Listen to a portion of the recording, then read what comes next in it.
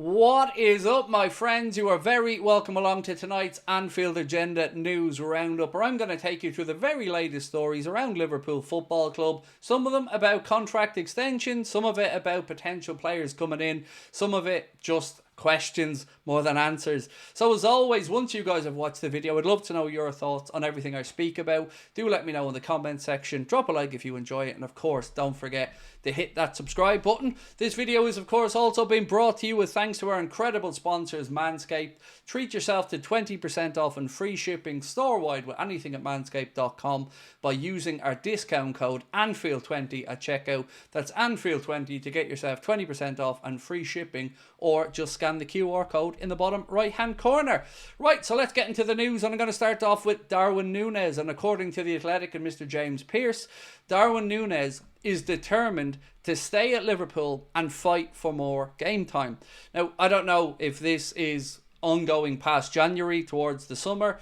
The indications that I have, and I think that many people have heard, is that Liverpool will probably look to cash in on Darwin in the summer, but he's certainly doing himself no harm with his last couple of performances. And today, again, as I mentioned in the match reaction, I thought that he played pretty well. I thought that he worked his socks off and didn't get on the score sheet, but did lots of stuff that you can see contributed to the team and the performance.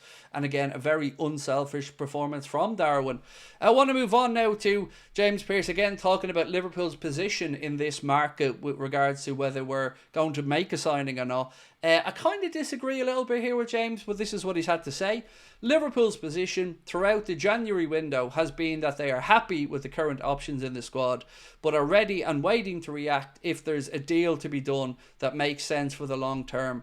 So far, no one has materialised. Well, to be honest with you, that's kind of not true. You know, they were looking at the player from Napoli, Kvaratskhelia, and we were told that Liverpool were looking at that, and maybe he had made up his mind to move to Napoli, but that was another one. The Zubamendi situation is one again where I would say he was the guy that Arne Slot wanted. Now it looks like maybe he's going to Arsenal, or at the best he hasn't made his mind up, but that's a position I think Liverpool should be attacking. And I also disagree that we don't need anyone. We do. We could probably do with another defender. And look what some of the others have done. Manchester City have made their fourth signing of this January window, bringing in a young defender from, I think, Palmeiras, on top of the other three they've made. They've also done the Haaland contract extension and their manager. So, look, I know as soon as I say opportunistic, everybody's going to feel exactly how I do, that it's frustrating that there isn't a plan to attack this, and it feels like they're trying to get through another transfer window without spending money. And I don't agree with it. And I don't agree with this acknowledgement that Liverpool are happy with the squad. They're not. They just don't want to spend the money. There's no way you're telling me the manager doesn't think there's a player or two there that he could bring in to improve things right now. So, again, I'm just going to say I disagree with the narrative being put out here, but it is just my opinion. Moving on to Jadon DANNS now. And a lot of people have been asking what's going to happen with Jadon DANNS in this transfer window. And it looks as if there's plenty of interest in him from championship clubs. Probably the best idea to send him out on loan. You might get some minutes for Liverpool this season, but not enough to really get back the minutes that he's lost with being injured and not having a pre-season. So Stoke City, Blackburn Rovers, Preston North End, among a host of championship clubs, according to The Athletic, that are hoping to sign Jadon DANNS on loan. Ben Doak got himself a great goal tonight as well from Middlesbrough, so another loan watch player there, and keep an eye on what happens with him in his future. Bournemouth are said to be interested in him, although they don't want any deal to include a Semenyo coming to Liverpool. But there are a couple of Premier League clubs that are keeping tabs on Ben Doak, so let's wait and see what happens with his future. On to Ibrahima Konate now, and Melissa Reddy's been given the very latest on his situation. We spoke yesterday about the fact that Konate came out and said that yes, he has indeed received a contract offer, as per the reports of Romano and many others. But the key part to that was when he was asked, are you going to sign it? And he said, that's another conversation. And the words from Melissa Reddy kind of back that up, and again make me feel like the owners, or whoever you want to say is responsible for the offers, are lowballing these players. So this piece here said Ibrahima Konate is committed to Liverpool, happy at the club, and would love to extend his stay on the right terms.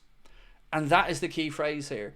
there's no excuse for not giving Ibu good money here, because he has shown he's good enough. He is young enough and he wants to be here. Many people think that he's a potential future Liverpool captain, and I wouldn't really argue against that. So can we please stop it with the low balling? Can we please stop being cheap and actually start paying these guys what they're worth? Because Ibu is chomping at the bit to want to stay, but yet again it seems like the contract offers that are on the table aren't at the numbers and the rates that these guys are wanting, and he doesn't strike me as a greedy man. So pay him, stop being cheap, stop risking undermining the season and losing some of these important players. Another piece here says sources close to Konate believe the consistency of his performance and the gold standard partnership with Van Dijk and his status in the squad, as well as literally putting his body on the line for the club, should be reflected in how well he is rewarded. Again, from Melissa Reddy, and again, I absolutely agree with that one. Now, again, the will he, won't he with Trent Alexander-Arnold continues to evolve, and the latest story, again, coming out of the Spanish side, suggests that, well, he's off to Madrid. Let me read out what this piece says, and you can make up your own mind of whether you believe it or not. So this says, from LFC Transfer Room, and they credited at Ramon_Alvarez, Real Madrid has secured the signing of Trent Alexander-Arnold for the upcoming summer. He won't leave Liverpool this January, as Liverpool won't let that happen. The cost of the operation is 15 to 20 million euro after signing bonuses and commissions. So it's very specific, but is it real? I don't know. But nobody does seem to know at this point, because again, we don't know what Trent wants to do. But what we can say is, at this point in time, in the latter part of January, Mohamed Salah, Virgil van Dijk and Trent Alexander-Arnold haven't officially been given new contracts or haven't officially accepted them that we're aware of. And that's concerning to fans, because these guys are performing week in and week out. And yes, maybe Mohamed Salah has had, can you call it a slump when he even scored tonight? But a couple of games where maybe he hasn't been as fresh as he was before.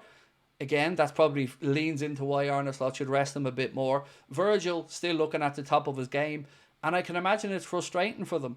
Robbie Fowler believes that maybe two of those contracts are already signed, and I think he's intimating towards Virgil van Dijk and Mohamed Salah, and we don't know what's going on there with Trent. I think his stance was maybe they don't make those public because they don't want to put the pressure on Trent. I think very differently. I think the ante should be up now for Trent to make his decision. But ultimately, it's going to come down to him and what he wants for his future. Another one was, of course, Jonathan David, who we played against tonight. He's a free transfer in the summer unless he agrees a new contract with Lille. So was this an audition for him? Did you see enough there to convince you that maybe Jonathan David would be good enough to come into Liverpool Football Club if we were in the market for a striker?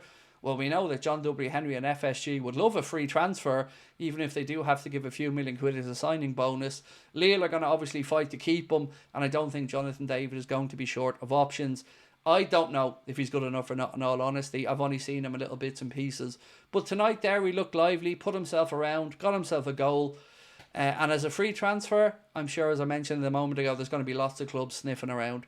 That's pretty much where we're at the minute. No other news to really talk about. No big breaking, developing stories or anything. So I hope this has tidied everything up for you until tomorrow, where I will be back at 8:45 with the late night agenda, and we'll go through it all then again. Thank you guys for watching. Do feel free to let me know your thoughts in the comment section. Sorry about the little change of structure of videos tonight on our match day content, but as I mentioned before, Connor is away, so it's just a little old me here trying to chug on along. I'll catch you tomorrow. Much love, my friends. Thank you for watching. Bye bye.